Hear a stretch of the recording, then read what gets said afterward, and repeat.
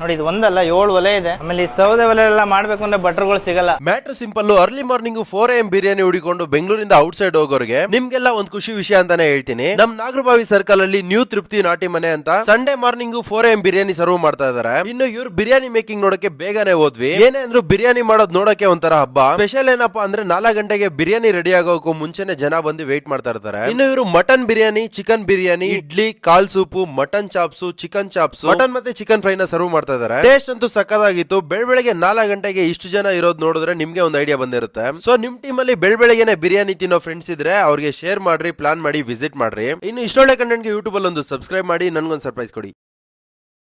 ನೋಡಿ ಇದು ಒಂದಲ್ಲ 7 ಒಲೆ ಇದೆ. ಆಮೇಲೆ ಈ ಸೌದೆ ಒಲೆ ಎಲ್ಲ ಮಾಡ್ಬೇಕು ಅಂದ್ರೆ ಬಟರ್ಗಳು ಸಿಗಲ್ಲ. Matter simple. Early morning 4 AM biryani ಹುಡಿಕೊಂಡು ಬೆಂಗಳೂರಿಂದ ಔಟ್ ಸೈಡ್ ಹೋಗೋರಿಗೆ ನಿಮ್ಗೆಲ್ಲ ಒಂದ್ ಖುಷಿ ವಿಷಯ ಅಂತಾನೆ ಹೇಳ್ತೀನಿ. ನಮ್ ನಾಗರಬಾವಿ ಸರ್ಕಲ್ ಅಲ್ಲಿ ನ್ಯೂ ತೃಪ್ತಿ ನಾಟಿ ಮನೆ ಅಂತ Sunday morning 4 AM biryani serve ಮಾಡ್ತಾ ಇದಾರೆ. ಇನ್ನು ಇವ್ರು